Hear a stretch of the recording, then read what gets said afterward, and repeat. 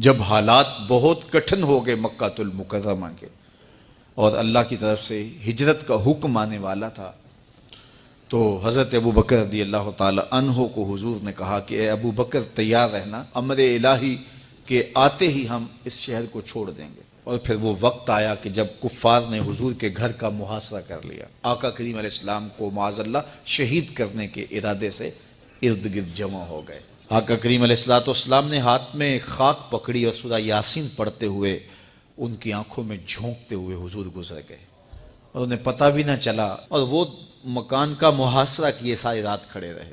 صبح بستر سے حضرت علی المرتضیٰ اٹھے، اللہ اکبر، تو آقا کریم علیہ السلام نکل گئے اور حضرت ابو بکر صدیق کے گھر تشریف لے گئے۔ اب دروازے کو دستک دینے لگے تو آواز آئی، حضور میں حاضر ہوں۔ حضرت ابو بکر صدیق تیار کھڑے تھے، تو کہا ابو بکر تم تیار ہو؟ کہا حضور آپ نے کہا نہیں تھا کہ تیار رہنا، کبھی ہجرت کا حکم آ سکتا ہے تو میں تو اس دن سے ہی تیار رہتا ہوں کہ کب حضور آئیں اور جو فرمائیں میں وہی کروں۔ اور پھر وہاں سے لے کے حضور کو وہاں تک گئے، اور جبل سور کی چوٹی پر وہ غار ہے، اللہ اکبر، اس غار میں جانے سے قبل حضور کو باہر بیٹھنے کا کہا، عرض کی حضور ذرا میں غار کے اندر کے ماحول کا جائزہ لے لوں۔ غار کے اندر اترے، پہلے اس کو صاف کیا غار کو، پھر دیکھا جگہ جگہ سوراخ تھے، تو اپنا امامہ پھاڑ کے قمیض اتار کے اس کے ٹکڑے کر کے ان سوراخوں میں کپڑا دے دیا۔ 2 سوراخ ایک روایت کے مطابق، اور ایک روایت کے مطابق 1 سوراخ بچ گیا، اس میں اپنی ایڑی رکھ دی، اور پھر آواز دی جان عالم اندر تشریف لائیے۔ تو آقا کریم علیہ السلام غار میں چلے گئے تو سیدنا صدیق اکبر رضی اللہ تعالی عنہ نے اپنی گود میں آپ کا سر رکھا اور حضور لیٹ گئے۔ اللہ اکبر، کیا منظر ہوگا! صدیق اکبر نے حضور کو دیکھا اور جی بھر کے دیکھا، اور ایسا دیکھا کہ کوئی اور شریک بھی نہیں تھا۔ یہ واقعہ حضرت سیدنا عمر سے روایت ہے، کتب صحاح میں ہے، اور حضرت عمر رضی اللہ تعالی عنہ یہ بات بیان کرتے ہوئے رو پڑے، اور آپ کہا کرتے تھے کہ ابو بکر یہ غار والی نیکی مجھے دے دیں اور میری ساری زندگی کی نیکیاں لے لیں۔ اللہ اکبر۔ تو حضور علیہ السلام حضرت ابو بکر صدیق کی آغوش میں ہیں۔ اب ہوا کیا کہ سانپ نے جب ہر راستہ مسدود پایا تو خیر وہ اس راستے پہ پہنچا جہاں انسانی گوشت نظر آیا، تو سانپ نے پھر ڈنگ لگایا۔ سانپ کا ڈنگ اچانک، تو انسان تو کپ کپا کے رہ جاتا ہے، اچانک تو چیونٹی کاٹ جائے تو انسان کپ کپا کے رہ جاتا ہے، چھپکلی گر جائے اچانک تو بندہ اپنے وجود کو جو ہے وہ متوازن نہیں رکھ پاتا، تو نیچے سے سانپ اور وہ ڈنگ لگا رہا ہے۔ لیکن لفظ سنیے، یہ حضرت عمر کی روایت ہے کہ حضرت سیدنا صدیق اکبر نے اپنی ٹانگ کو جنبش نہیں آنے دی، مخافت ان یتنبہ رسول اللہ، اس ڈر سے کہ کہیں حضور بیدار نہ ہو جائے۔ ساری توجہ ادھر رہی، بے اختیار آنکھوں سے آنسو ڈھلک پڑے، درد کی شدت اتنی تھی، اور آنسو گرے تو حضور کے رخسار پہ۔ آقا کریم بیدار ہو گئے۔ بیدار ہوتے ہی میرے حضور نے کہا، مالک یا ابا بکر، ابو بکر کیا ہوا؟ تو یہ ہوتی ہے ہنگامی صورتحال۔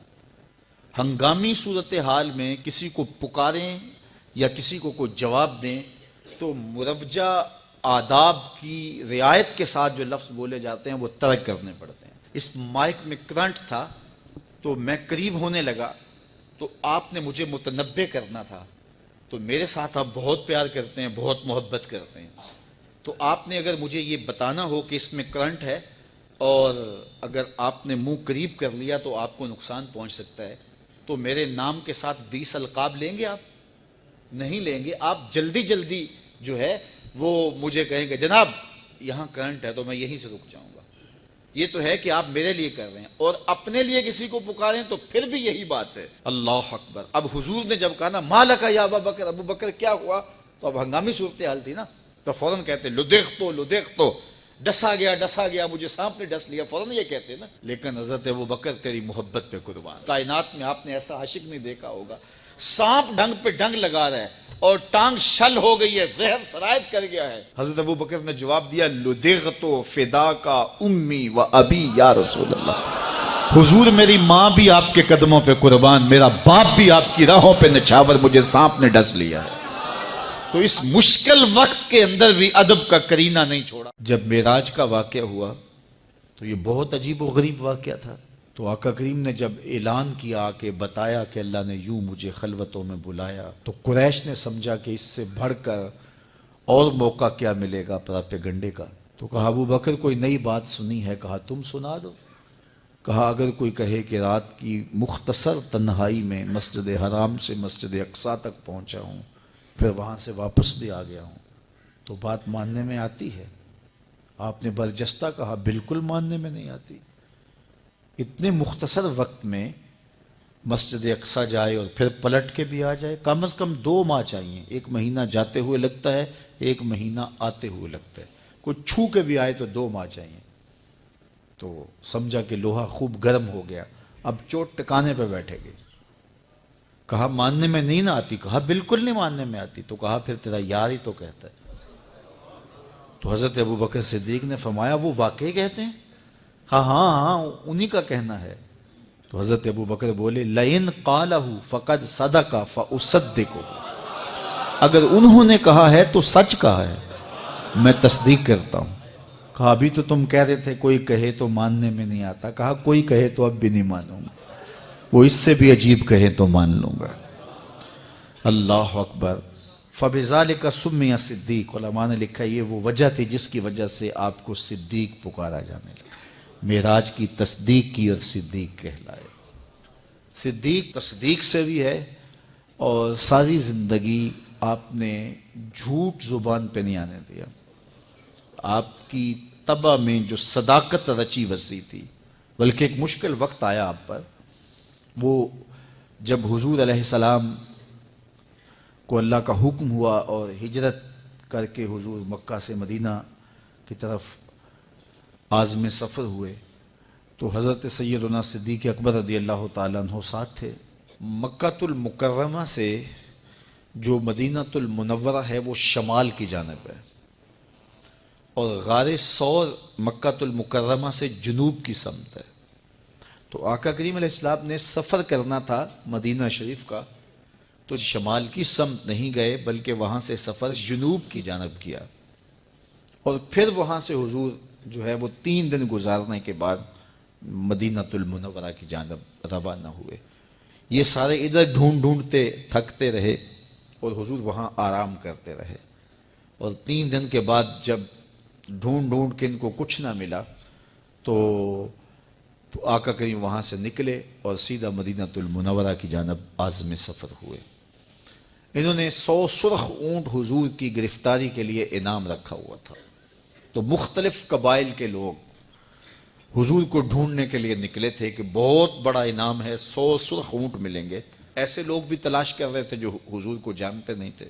تو راستے کے اندر حضرت ابو بکر صدیق سے کوئی شخص ملا اور اسے شک پڑا کہ جن کو میں ڈھونڈ رہا ہوں کہ وہ کہیں یہی نہ ہو۔ تو اس نے حضرت ابو بکر صدیق سے پوچھا آپ کا نام؟ تو انہوں نے کہا میرا نام عبداللہ ہے، ابو بکر ہوں۔ تو اس نے پھر حضور کا پوچھا۔ اب حضور کو وہ ڈھونڈ رہے ہیں، آج امتحان آیا نا، صدیق اکبر کی صداقت کا امتحان آ گیا اور عشق کا امتحان آ گیا۔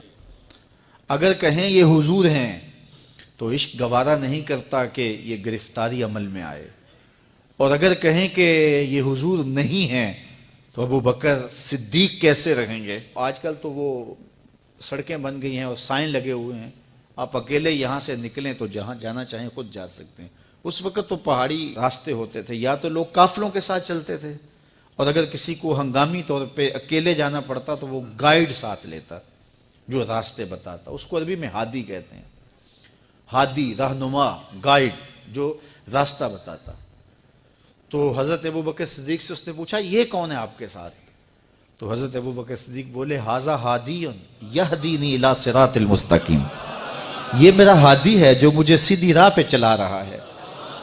تو وہ سمجھا یہ وہ والا ہادی ہے، لیکن حضرت ابو بکر صدیق دل و قلب و نگاہ کا مرشد قرار دے۔ جب حالات بہت کٹھن ہو گئے مکہ المکرمہ کے اور اللہ کی طرف سے ہجرت کا حکم آنے والا تھا، تو حضرت ابو بکر رضی اللہ تعالی عنہ کو حضور نے کہا کہ اے ابو بکر تیار رہنا، امر الہی کے آتے ہی ہم اس شہر کو چھوڑ دیں گے۔ اور پھر وہ وقت آیا کہ جب کفار نے حضور کے گھر کا محاصرہ کر لیا، آقا کریم علیہ السلام کو معاذ اللہ شہید کرنے کے ارادے سے ارد گرد جمع ہو گئے۔ آقا کریم علیہ السلام نے ہاتھ میں خاک پکڑی اور سورہ یاسین پڑھتے ہوئے ان کی آنکھوں میں جھونکتے ہوئے حضور گزر گئے اور انہیں پتہ بھی نہ چلا، اور وہ مکان کا محاصرہ کیے ساری رات کھڑے رہے۔ صبح بستر سے حضرت علی المرتضیٰ اٹھے، اللہ اکبر۔ تو آقا کریم علیہ السلام نکل گئے اور حضرت ابوبکر صدیق کے گھر تشریف لے گئے۔ اب دروازے کو دستک دینے لگے تو آواز آئی، حضور میں حاضر ہوں۔ حضرت ابوبکر صدیق تیار کھڑے تھے، تو کہا ابوبکر تم تیار ہو؟ کہا حضور آپ نے کہا